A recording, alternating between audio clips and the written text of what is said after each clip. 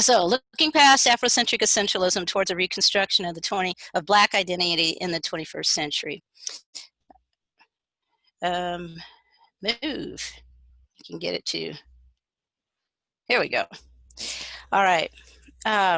So this was my synopsis here, that throughout history, social movements and activism have shaped and characterized the expression of Black culture and Black cultural identity in the United States and connected African Americans to a Pan-African community. That's really, really important. This presentation explores the evolution of Black identity in a global society from the separatist movements, the NAACP, the UNIA, which emerged at the beginning of the 20th century in response to lynching. And the separatist movements happened and occurred in response to African Americans not having their promises fulfilled, that they would actually receive all the rights and privileges as American citizens after the Civil War ended and Reconstruction failed. So they started thinking back, going back to Africa and reconnecting with Africa. The new Negro, that was also a part of that era in the beginning of the 20th century, where Blacks, especially Black youth, were redefining themselves on their own terms. And so they sought to address lynching and other forms of racial oppression while connecting African Americans to their culture and heritage of their motherland. That occurred in the beginning of the 20th century, and it continues today through Black Lives Matter, which seeks for social justice and racial equality by establishing a community through social media, thereby transcending race as a membership characteristics, while collectively focusing on the needs of the Black community to dismantle systemic racism and in the process, redefine Blackness as a shared cultural experience. Now, you are free to argue with me after I present this information, because remember, I'm throwing this out here for the very first time, my thoughts on what this new philosophical approach to Black identity is. Just my observations, okay? All right, so the deconstruction, reconstruction of Black identity has been something that's occurred since the transatlantic slave trade. The role of resistance has always been a major part in the preservation of Black identity, to fight against colonialism and hegemony, the fact that Europeans were stripping them of their identity, and that started with them being displaced from their tribal identities. Black people did not call themselves Black when they were in Africa, just like white people don't call themselves white in Europe or even here in America until, you know, we've brought that to their attention, okay? When you're the dominant, you don't focus on, you know, skin color as a racial part of your identity and racial categorization. So they didn't. That happened after they were captured and all thrown together. They came from many different tribal communities. That's how they saw themselves. In fact, many of these tribal groups were at war with each other because if you have an active slave trade and there's a high demand for Black bodies, you're not going to, you know, sell people within your own community. You're going to go to another village or community. All right.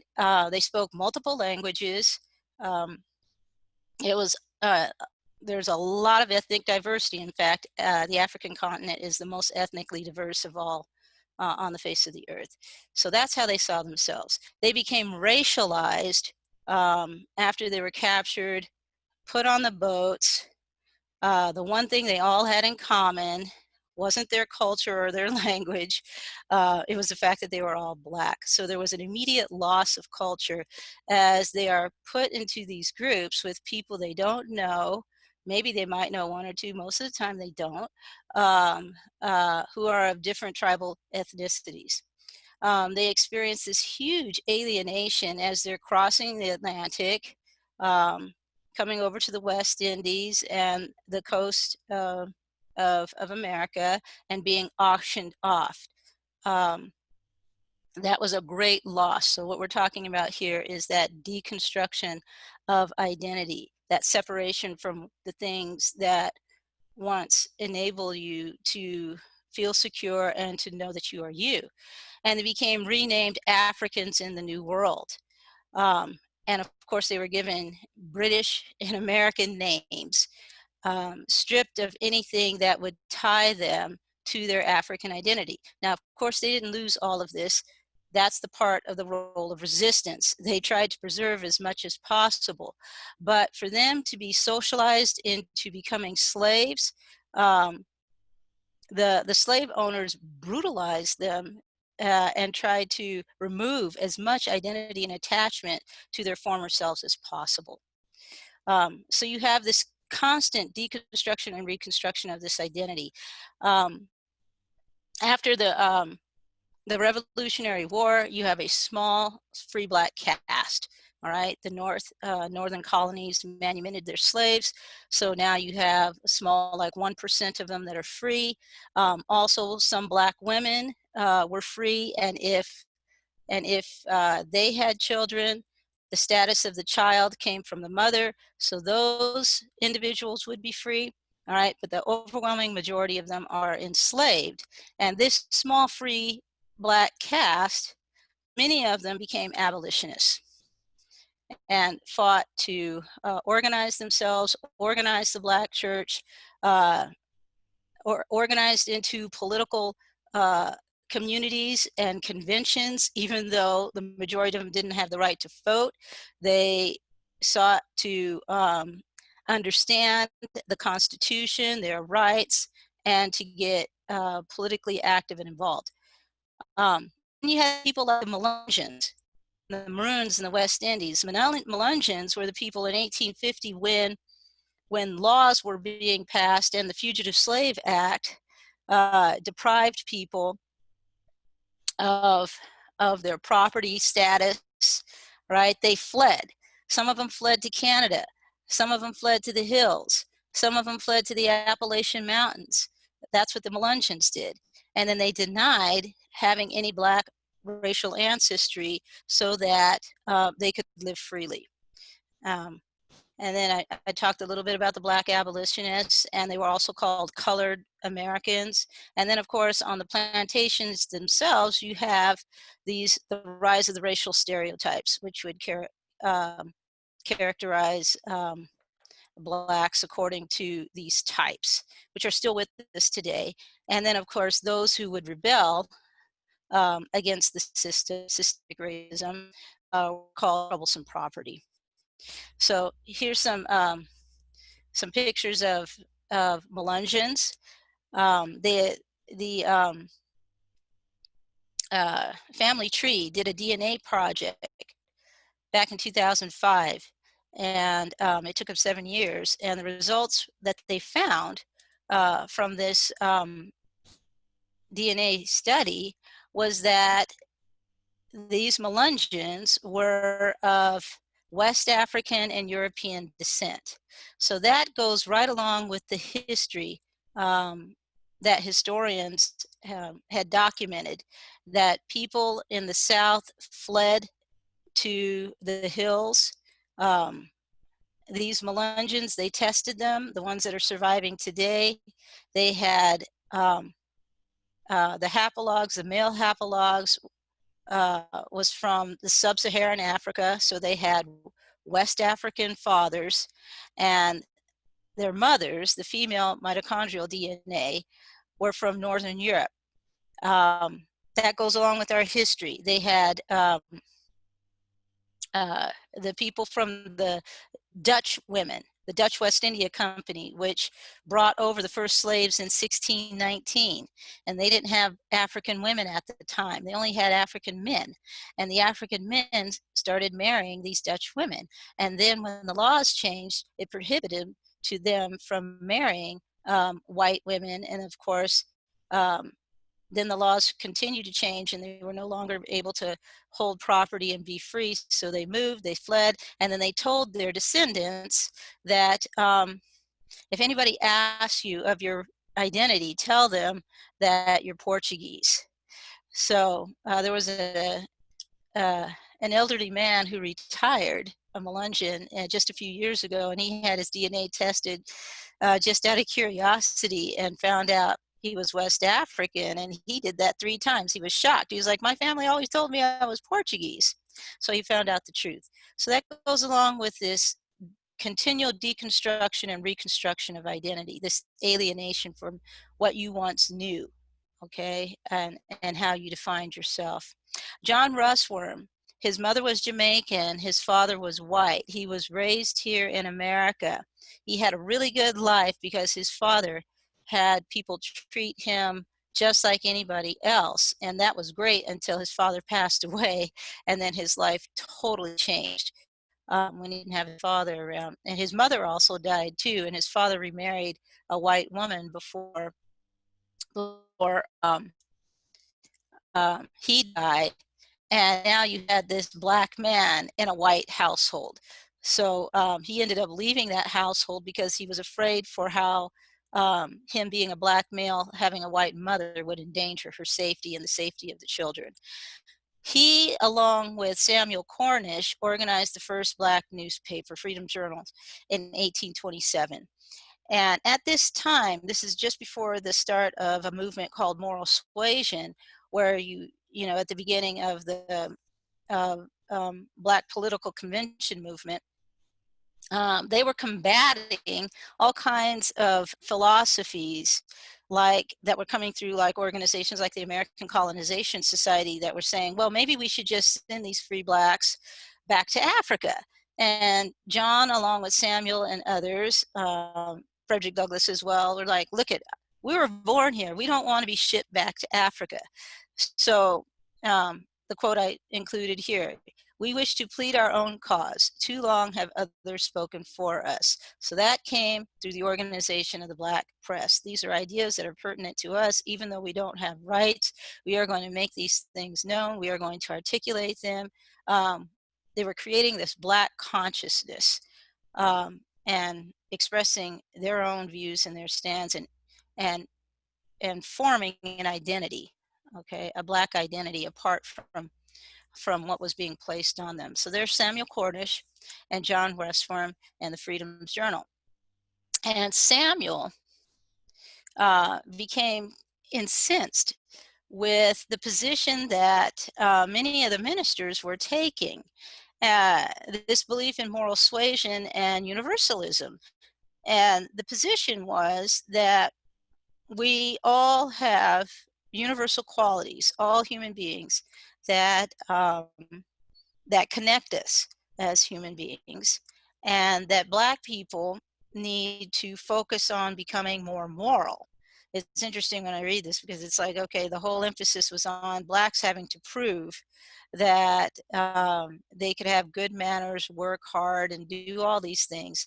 And the belief was if they did that, that the Americans would grant them their rights just like anybody else. All right. Well, Samuel became incensed, as I said, because he thought, well, that's insidious. We're not the ones that have the problem. In fact, you saw more and more free Blacks who were creating their own communities and becoming very successful. And this movement actually ends because the more successful these Blacks became, the more hatred it engendered from the white community, and they just started killing them and destroying their property and attacking them. So Samuel had a point, and he said, look, we have to have a clear and definite plan. So what was he saying? This racism isn't going to go away on its own, and it's certainly not going to go away just because we don't appear to be threatening to whites if we just mind our P's and Q's and get an education and work hard. He said we have to have a clear and definite plan. We have to have concrete goals, and we have to develop a strategy for how we are going to obtain them. And we're not going to wait for these people to just give us our liberty. David Walker was one of them. And of course, he started publishing, he published a book, David Walker's Appeal, where he really, you know, expressed very strongly his views that on how Americans were hypocrites, because in their Constitution, in the Declaration of Independence, they pretty much said that if any government deprives you of your rights and liberty, inalienable rights, life, the right to life, liberty, and the pursuit of happiness, and acts in a tyrannical manner, then you should depose that government. And he's like, well, what are you guys doing to us? You guys, what you suffered and endured under the British is nothing compared to what blacks are suffering under the tyranny of slavery. And so he would sneak these pamphlets into, clothing, because he owned a clothing store, and he would have those shipped and delivered to the South so people could read these to the slaves, and he was hoping it would get them to act on their own. Um, well, he mysteriously turns up dead on his doorway after promoting this literature. But the activism was there, the struggle was there, the desire to define themselves on their own terms and to be recognized as Americans with all the blessings, rights, protections under the Constitution was definitely there.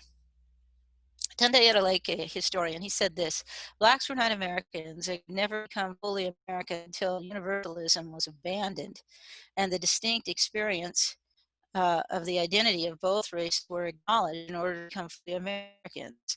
Blacks first must begin by acknowledging racial and cultural differences. This is really important, I think, because when we talk about universalism, I think that's more akin to the colorblind theory today, where people talk about, oh, if we all just focus on the fact that we're all the same and we're only going to judge each other by the content of our character, well, that's fine and wonderful at all, and someday we will get there, but we are not there yet. And until we get there, we have to recognize that we're having a distinct experience here that's very unequal, and we got to point that out, because if we don't, then we're never going to be able to attain that goal of being equal. We have to show that we are having different experiences, and in fact, we're being stripped of our Americanness because we have a dominant cultural group that is not recognizing that.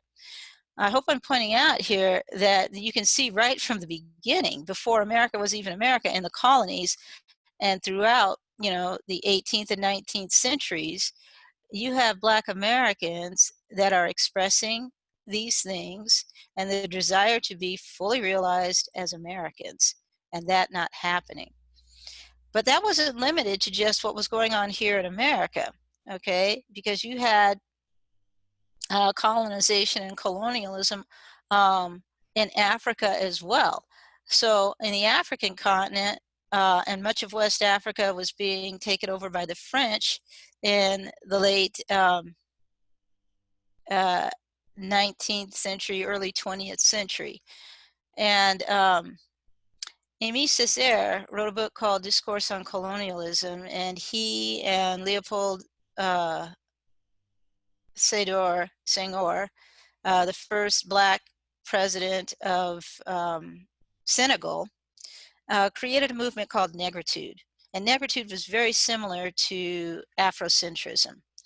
And Aimé Césaire said this: if someone asks me what my conception of negritude is, I answer that above all, it is concrete rather than abstract coming to consciousness.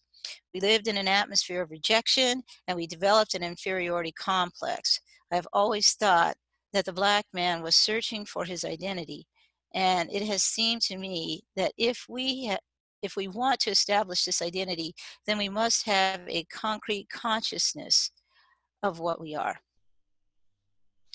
Now, I think it's interesting that you see these parallel movements going on at the same time, right? The end of the 19th century, beginning of the 20th century, where people on the African diaspora, whether they're in the West Indies, whether they're on the African continent, whether they're over here in the Americas, have this growing consciousness that they need to determine for themselves who they are, their identity, their culture, and not be subjected to domination and rule and control and the depravity of their humanity by outside forces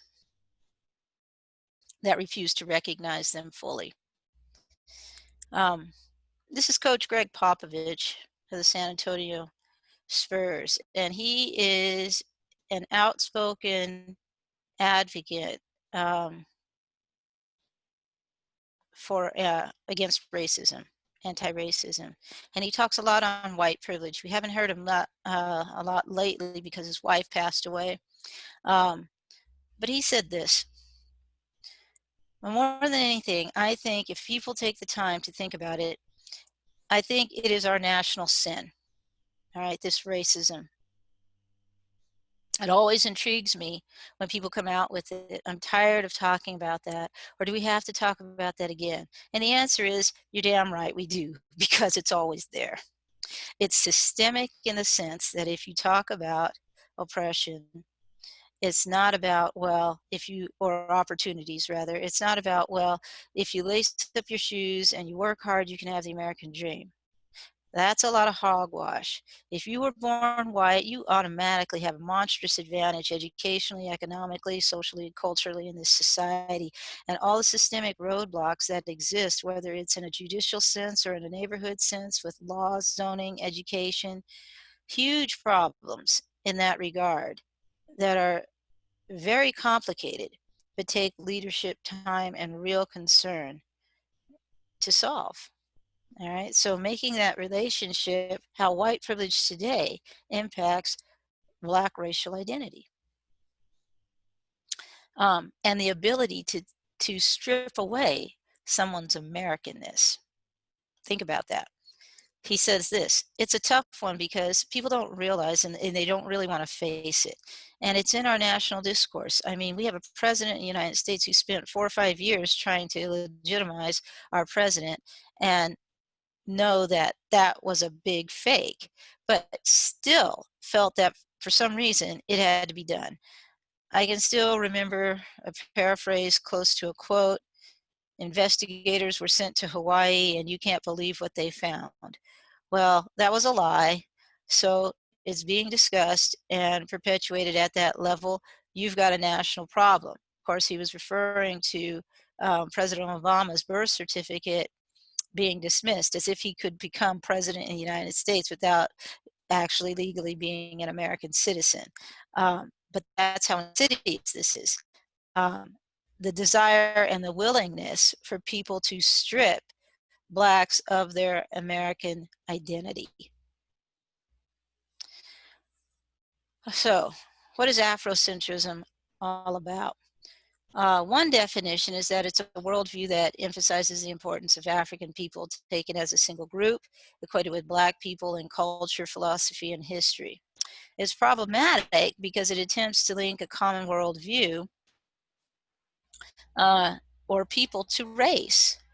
Now, Dr. Sheikh Anta Diop said this: if people are going to complain about that, that only shows you the power behind Eurocentrism. What did he mean? He said, look you've got white people who are Danish, white people who are Finnish, white people who are French, white people who, are Italian, white people who are British. They have different cultures, speak different languages, yet nobody says that they aren't white and that they don't have a singular shared history that's rooted in Western culture and thought and civilization.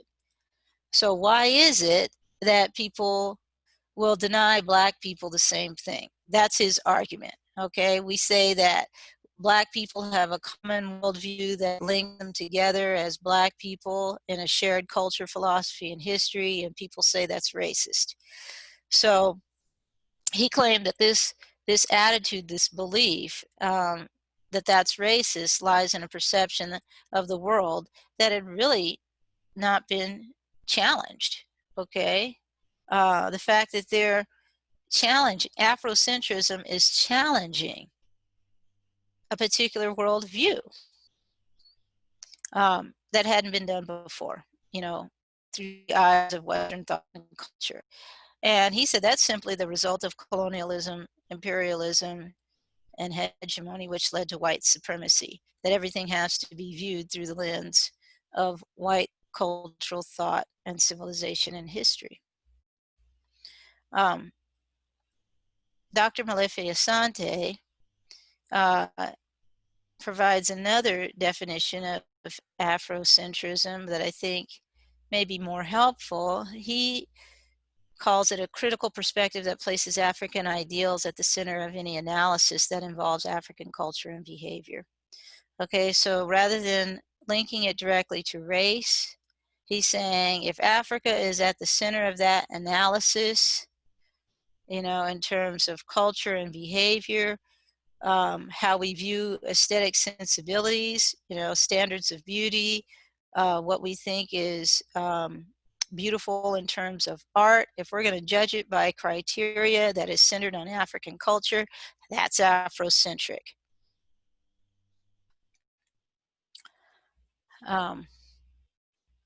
So this perspective was the reaction, or rather a response, to the repression of Black people, their culture, their history throughout the Western world in the 19th century, and also a response to scientific racism, social Darwinism, which became rampant in the late 18th century as the United States was clinging, trying to hold on to justification why to deny Black people their freedom, and then afterwards equality and assimilation into the United States. They were looking towards pseudoscience to defend these beliefs.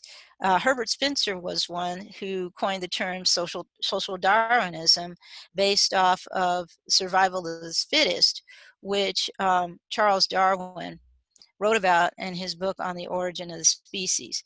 Now, by the way, Charles Darwin did not agree on these social theories which came out of his work. He believed in natural selection, but he did not believe that natural selection had anything to do with racial categories or anything to do with racial intelligence. For him, natural selection meant that the genes or you know, or the expression of certain types, features that we would see were passed on, okay? So survival of the fittest simply meant that whatever animals or species or plants was successful in passing on their genes, that was survival of the fittest. It had nothing to do with the racial or social hierarchy where you had people who were considered more intelligent and other groups of people who were considered less intelligent. If you were able to pass on your genes, that was survival. But Herbert Spencer took that notion of survival of the fittest to say that there was a, you know, what he called a preservation of favored races in the struggle for life. And of course, whites were the ones that were more suited for governing, and blacks were the ones who were more suited for hard labor, thereby justifying the continuance of slavery. Senator Henry Cabot Lodge said this. Now, this came out in 1896. This is when the year Plessy versus Ferguson, separate but equal, was passed. And he was speaking in favor of imposing limitations on immigration and looking at the matter of race. Now, I want you to think about that because, scarily enough, this argument can be heard today on why we should restrict certain groups of people coming from certain continents and these deep-seated beliefs that we associate with race. He said this: "It is something deeper and more fundamental than anything," which some of the screen is blocked, so I hope I can read it, "which we can describe by the intellect." All right, we all know it instinctively, although it is so impalpable, we cannot define it, and yet it is so deeply marked that even the psychological differences between the Negro, the Mongol, and the Caucasian are not more prescient and obvious. All right, so he's like, I don't know how to describe it. We all know what it is. There's a difference there. We just can't put our finger on it, but it's there. When we speak of a race, then we mean the moral and intellectual characters, which in their association makes the inheritance of all its ancestral ideas, ancestral motives of all its conduct. So he's suggesting that our behaviors and our morals are something that we just inherit and pass on. Can't change it. This is what defines race. And the men of each race possess an indestructible set of ideas, traditions, sentiments, modes of thought, or an unconscious inheritance passed on by their ancestors upon which argument has no effect. Can't even argue about it. We just know. All right. What makes a race? And above all, their moral characteristics, the slow growth and accumulation of centuries of toil and conflict. All right. So this is something that we inherit, and that's just the way it is. So at this time, you have, once again, social movements that are trying to combat these erroneous ideas and detrimental ideas to blacks. And you had leaders of the black intelligentsia and scholars who felt the need to once again turn to Africa for inspiration, to restore the history, to claim that it didn't begin, black history didn't begin with slavery, that the culture survived the Middle Passage, that all was not lost, even though it was horrific and very destructive. They didn't lose all their notion and sense of self. And that black civilizations existed and thrived before European influence and invasion. White people didn't just come over and discover blacks in grass huts and didn't have any history or any past before they gave it to them. Okay. And Dr. Melville Herskovits, the Jewish cultural anthropologist, did some seminal work in the beginning of the 20th century. And he really firmly believed that if he could prove that Africans, people of African descent on the diaspora, meaning people who had been scattered from their homeland of Africa throughout the world, if he could find what he called Africanisms, remnants of culture that had survived here in America and other places, then that's an Africa, that an Africanism, that is something that he could connect them back to a tribal identity in Africa. And what he was suggesting, which is something that had not been done before, is that culture is learned and that we take our culture with us. And no matter how traumatized a group of people are, no matter how much has been lost, there are still things they're going to pass on, not just because it's genetic, but because it's what they learned, and they will pass that on. And we should be able to identify those things. And if he can make a match, he can prove that African people were no different than any other group of people. And he thought he could end racism that way by proving that they had remnants of their culture survive, even under the harshest conditions. He said this: the myth of the Negro past is one of the principal supports of race prejudice in this country. So would that prove that Black people had a past before enslavement? Okay, rich in history and culture, just like any other people. If he could prove it, slavery would not, and this whole idea of racial inferiority would not have a leg to stand on. Okay, but he said this myth that Blacks didn't have a history or a past before white people gave them an identity, is wholly unrecognized in its efficacy.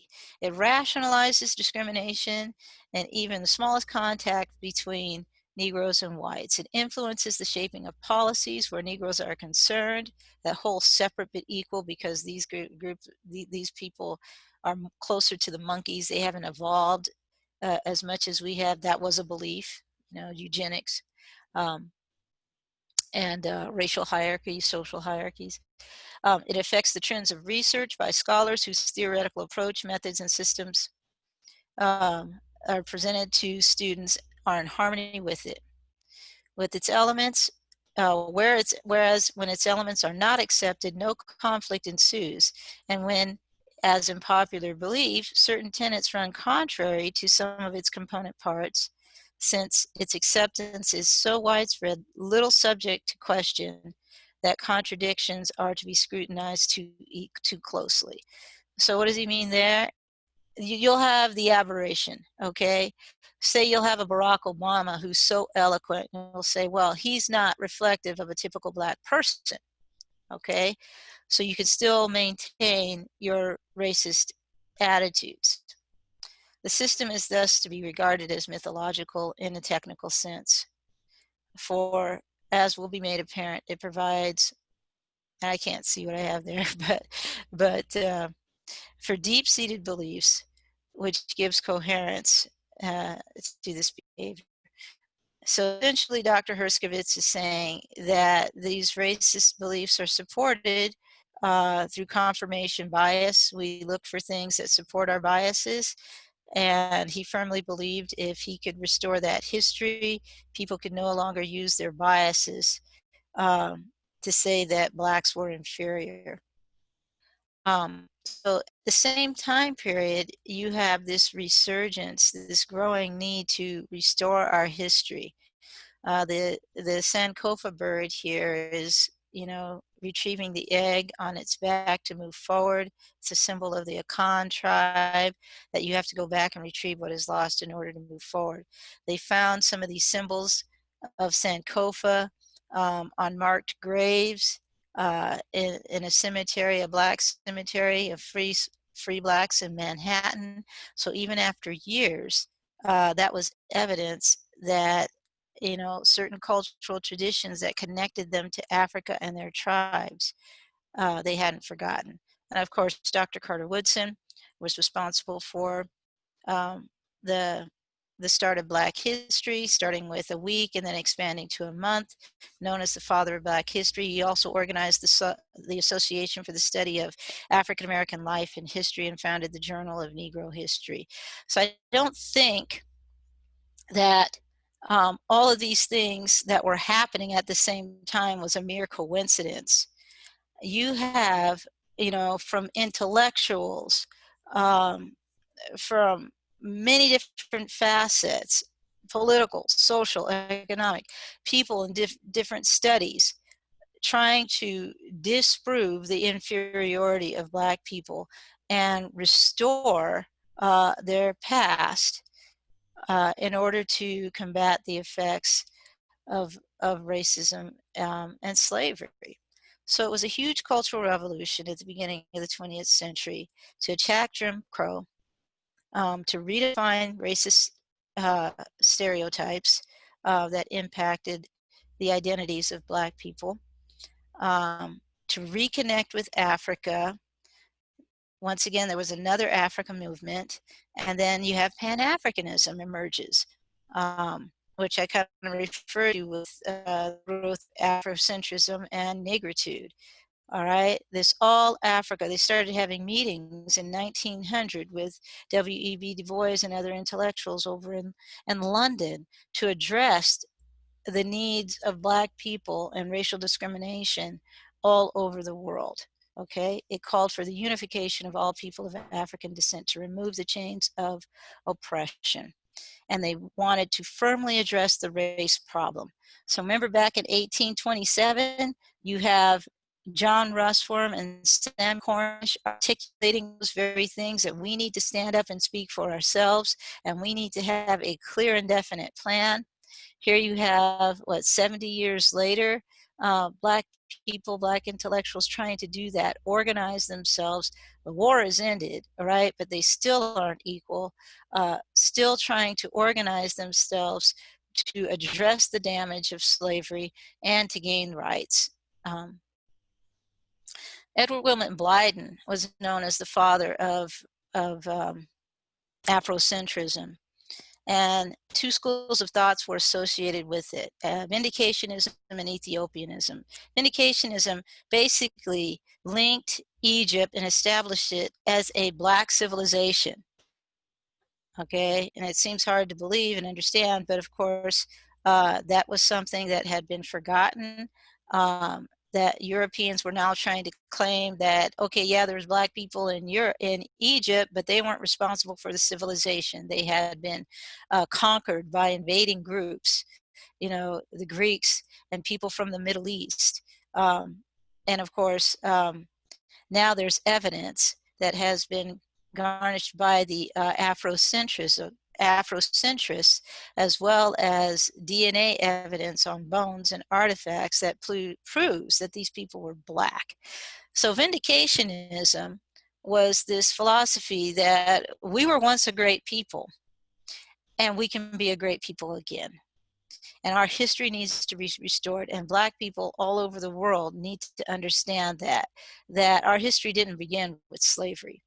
Ethiopianism, very similar, except for this was a religious movement, a religious and a literary movement starting in the South Africa, to restore their history, their culture, and identity.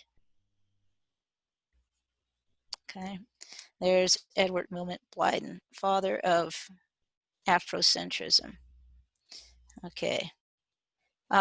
Vindicationism is sometimes often paired up with civilizationism as well, where there was this thought and this need to uplift the race, okay, that makes a slow progress, evolutionary climb, from the bottom all the way to the top. That's civilizationism, okay? So, what is racial essentialism and Afrocentric essentialism? We can't talk about Afrocentric essentialism, which is going to define blackness in the 1960s, without understanding racial essentialism, because you can't separate Afrocentric essentialism from racial essentialism. And of course, the foundation that I tried to provide of where these social and political schools of thoughts are going to come from. Racial essentialism means that groups are seen as possessing an essence, a natural or supernatural or mystical characteristic that makes them share a fundamental similarity with all members of the group, a fundamental difference from non-members. The essence is understood in racialist theory as being immune to social forces. It does not change with time or social context. Now, that's really important to understand, because what it's basically saying is that race is the essence of our identity and doesn't change. That sounds kind of like what that congressman, right, that Senator Henry Talbot I was telling you about was saying. I can't really describe it or put my finger on it, but we know there's a difference, okay? But they're saying there is something that bonds people of a racial group together. And social forces cannot change it. That's an important part. Afrocentric essentialism refers to the use of Africa to advance a monolithic and homogeneous history. A history, a culture, and identity for all Blacks, regardless of geographical location. So whether you're here in America, whether you're here in Europe or Africa or Asia, you have a distinguishable, monolithic, homogeneous history and culture. That's a part of your identity that we all share as Blacks. That is a component of Afrocentric essentialism. You carry that with you. It's important for us to understand that, okay? Because it's going to be important for what it's going to reject. Race is a central and defining element of Afrocentric essentialism. It is, in fact, the glue that binds other elements of Afrocentric essentialism, such as culture and ethnicity. So if you remove race, you don't have anything to hold culture and ethnicity together. All right? It refers to the monolithic construction of the Black American and African diaspora experiences, the location and interpretation of these experiences within a Pan-African historical and experiential paradigm, okay? So even though people have been scattered, okay, how we interpret their experiences, and this global experience, meaning all African in terms of its history and experience, we're doing it through this lens of Afrocentric essentialism, that no matter where Black people ended up, they have something in common in terms of a shared history, culture, and identity. Well, I began thinking about the limitations of Afrocentric essentialism. And the reason why I began thinking about that is because there are so many things that it rejects. Now, I believe that this was something that was absolutely necessary to the formation of a Black identity because, you know, the larger dominant culture wasn't doing that for Blacks at all. It was just saying, you guys are slaves, you guys are inferior. So if it wasn't for Afrocentric essentialism, you wouldn't have the expression of this common cultural, racial, ethnic history, culture, and identity. My question is, does it still serve us today? Okay. What are some of the limitations? And can we look past race being the essential component of our identity? So I pointed out three major limitations concerning Afrocentric essentialism and Black identity construction. First is the rejection of slavery as a significant contributing factor in the development and progression of Black culture and identity. I have to say this, okay, because Afrocentrics do not believe that slavery had a lasting impact on the identity of development of Black people. I'm just going to go ahead and say that. I reject that. I don't think that what they're claiming is that even though Black people went through the horrors of slavery, they never lost connection with their African identity, and that they were just Africans in America. Okay? The whole identity of African American is recognizing both parts of your identity. That's the two-ness or double consciousness, the warring of identity that Dr. Du Bois was talking about, that I am American because I grew up in American culture and society, even if I don't have full equality yet. I believe in those ideals, and it has shaped my thinking, my approach, my existence, my desires, right? Based on American liberalism. Okay, that my rights should be protected, that I have civil liberties. Those things are American in construct and value. So it recognizes that part as well as the African ancestry and history and culture and that connection um, to my ancestors and my people. Now, Du Bois said these identities were at war with each other because back when he wrote this in 1903, right, it was like you had to accept one or the other. And what he was arguing is why it should be possible. He was arguing for cultural pluralism, that we should be able to assimilate into the American culture and society without giving up our Black identity. Okay, that's all he was arguing, is that you should be able to still maintain that and yet be an American. And because of the fact that because Black people's ancestors came from Africa, they weren't fully realized as Americans. So you always had this war between these two aspects of your identity that you didn't have any control over. I don't have any control over the fact that my ancestors came from Africa. Don't have any control over the fact that we have, laws that prohibit me from, being able to protest without being called, un-American and thrown in jail because of my Blackness. All right. And that's growing up here and only knowing America as my home. So I don't have any control over those things. That's why they're at war with each other. Because they're both inside of us, especially at the time when he wrote that. So it rejects that. It says that you never had this division. You never had this alienation or separation from Africa. You were just Africans living in America.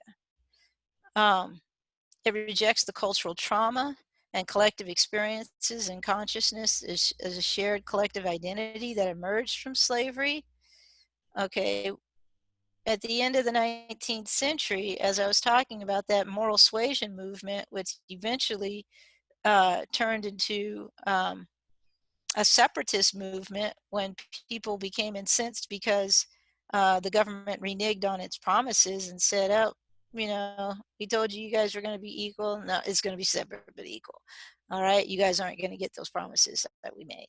Okay, that trauma wasn't from the lived experiences of slavery at that time.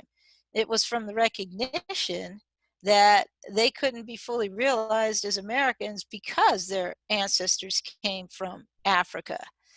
And they established new collective experiences based on those shared experiences, in addition to the remembrance of the collective experiences of their slave ancestors. So I have a hard time fully accepting this notion that slavery didn't have an impact on Black identity development.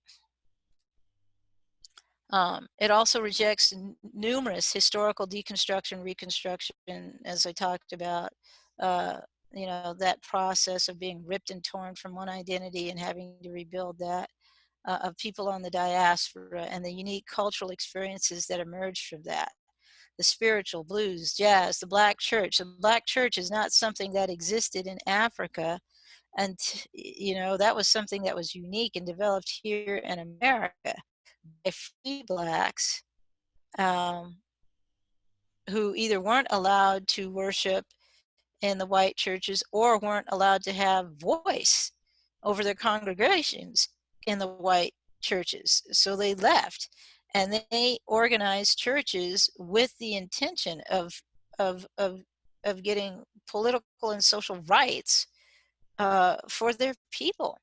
Okay, and the music and everything else that came about as a consequence of having this merging of cultures, right? Both African and European here on American soil. It still has its roots in Africa, but the spiritual, blues, and jazz are uniquely American, coming from the slaves and their descendants. So some of the other limitations of this: identifies genetic ancestry and history as the sole contributing distinguishing factor in the formation of a racial ethnic identity. Well, that sounds like this is all completely contingent upon race. So the origins of your ancestors becomes the primary determinant in forming racial identity. It addresses the psychological needs of Blacks, which I think is really important and necessary, okay? That you do have identity before slavery, that there was a history, a people, a culture, and civilization before slavery, that your identity was not determined by and solely by slavery. I think those are some positive things. But there's some other things there that I think are real limitations that need to be addressed. It emphasizes restorative justice, very, very important, by restoring a history to Black people, establishing Egypt as Black, as I mentioned, restoring contributions of Black, dispelling racial stereotypes as they address the contributions of Blacks, revealing the consequences and the effects of a conquered people. This is what happens when your history is removed. All right, the people who conquer, you redefine and reshape history according to their narrative. So it reveals the consequences of what happens when you don't have your narrative to define and shape your identity. So reveals how narratives define character, characterize and politicize culture and history and the identity of a people. And it also encourages race pride. So those things are all positive. But it suggests that cultural identity remains unchanged through time. Now, Dr. Melville Herskovits never said that culture and cultural identity remained unchanged. He said that we were carriers of our culture and we would see evidence of that no matter where we went. That is true. But to say that it remains completely intact and that we're just, well, I can tell you as a fact, I don't speak any kind of African language. And I don't know my tribal identity, okay? And if if it was true that I was just purely an African and American, that I never would have been separated from that. Now, they do encourage us to relearn those values because they say that's inside of us, a way of thinking, of engaging with the world and seeing, it is African, okay? Um, but I would also say that for myself, and I think many other African Americans, that would be something that we would have to learn. It also fails to offer or provide a sufficient answer to the evolution of the ghetto and how Blackness and Black identity became synonymous with the ghetto and ghetto life. And I think this is really important because, I mean, why? That's really the basis of what I've been talking about in terms of a need to look past or beyond Afrocentric essentialism in the 21st century to redefine Blackness. The ghetto and Black life and Black identity is a new social construct and phenomenon in terms of Black identity. We didn't always associate Black life and Blackness and Black identity with the ghetto. In fact, as I mentioned before, we can tell you when that became the defining factor of Blackness, and that was in the 1960s. Now, that didn't mean we didn't have Black people in the ghettos before. We had them in the beginning of the 20th century, right? We had them during the Harlem Renaissance in the teens, okay? But that was not the Black life that defined Blackness as we know it today. The Black life that characterizes Blackness as an identity marker came out of the 1960s. If that's true, all right, then how do we argue that cultural identity remains unchanged through time? We no longer associate a Black identity with the agrarian South. We associate it with urban centers and Blackness. And I'm going to argue that I think even that has changed. Okay, it's been 50 years now. And I think young people today are articulating and expressing a new Black identity. Okay, so the power of the Black Panthers and the Black Power movement redefined Blackness in the 20th century and emerged from political activism and movements of the civil rights era. And this is where I say all these movements before that I mentioned took place in part not just to gain rights and access to protections under the Constitution, but because what we sought as African Americans was to be fully embraced and recognized within the American culture and society, within the fabric of American culture and society. That too is a part of equality, having our identities and history validated, recognized, as well as no longer being alienated from our Americanness or our Blackness.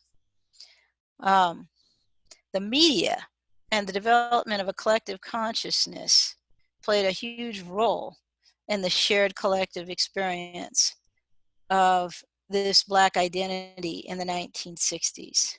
So you had this, you have your private construction of self, how you see yourself, right, in private as a human being, your Blackness, as well as a public construction and expression of identity.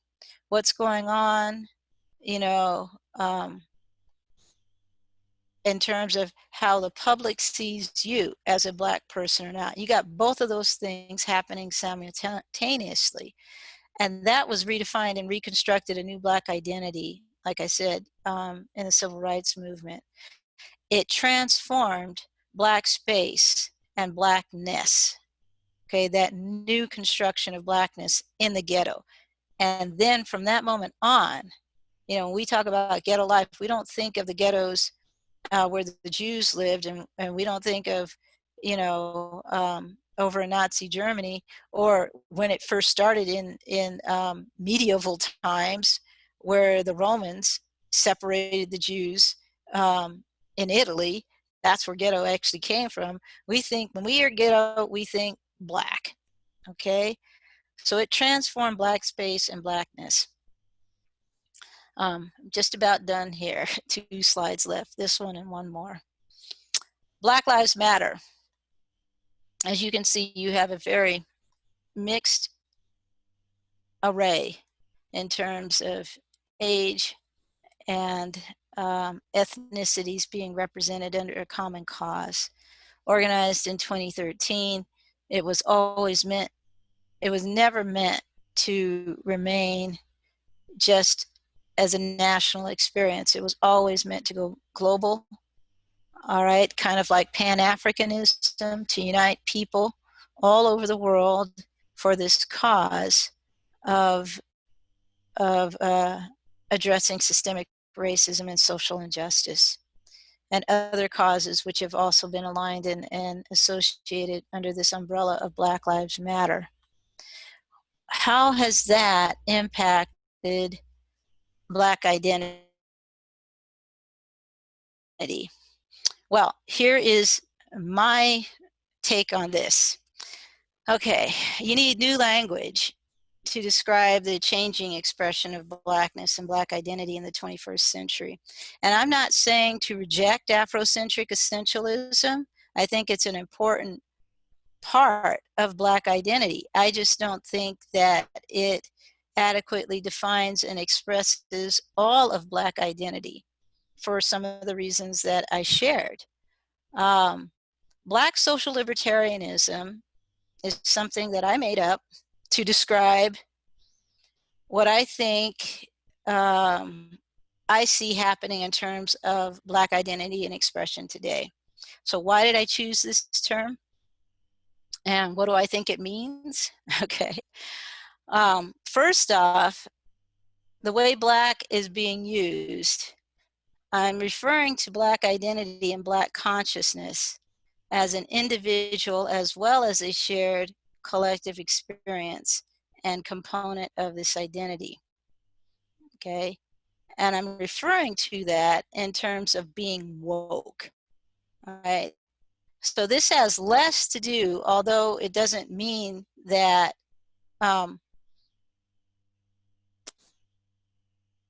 this has less to do with your racial ancestry. Let me put it that way.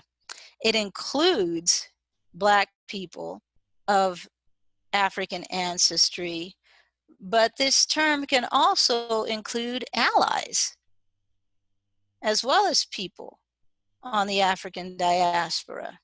Okay, the component here in terms of a Black identity that I'm saying that is absolutely essential is an understanding of Black consciousness being very critical at the center and the heart of this Black identity. You have this being woke or conscious, aware of the needs of Black people today to address social injustice, to put that on the forefront, to have an agenda, just like Samuel Cornish was saying, to have that as part of your identity, that you're conscious and aware of that and you're expressing that.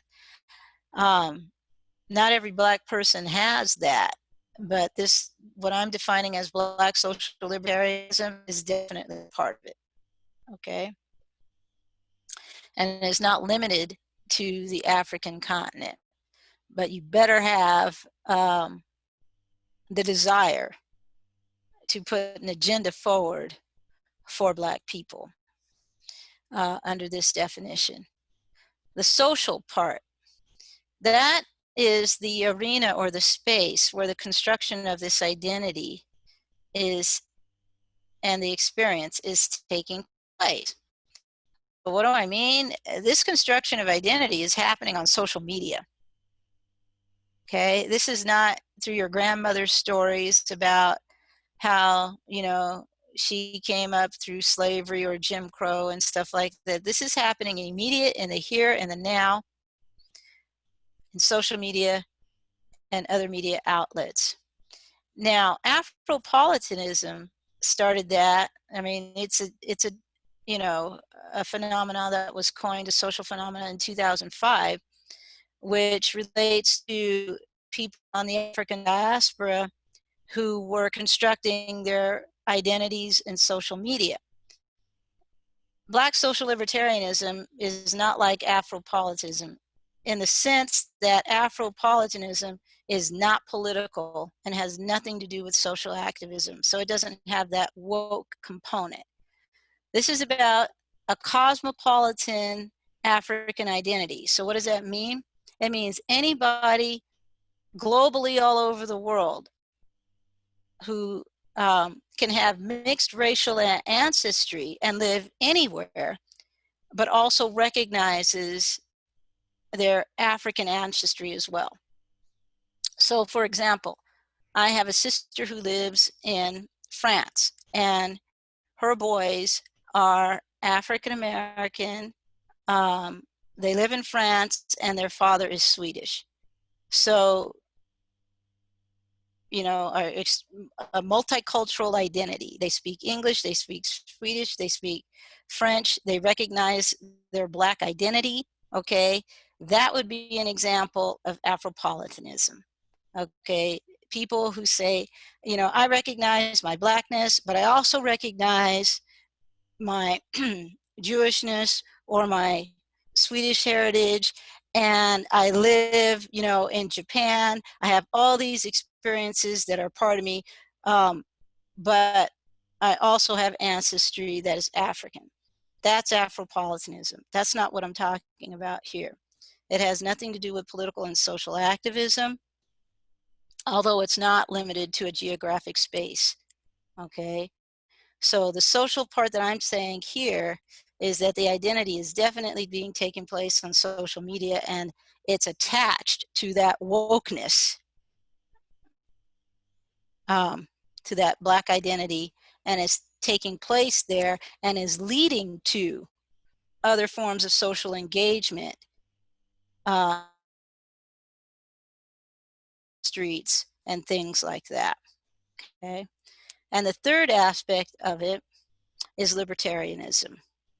Now, I chose this for a reason, okay? Because I could have chose socialism, but I didn't.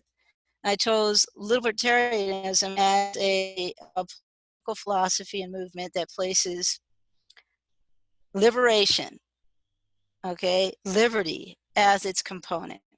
And I think that best describes what's going on with Black Lives Matter as a movement, but also as it fuels this new Black identity and Black social consciousness. The emphasis is placed on civil liberties, okay?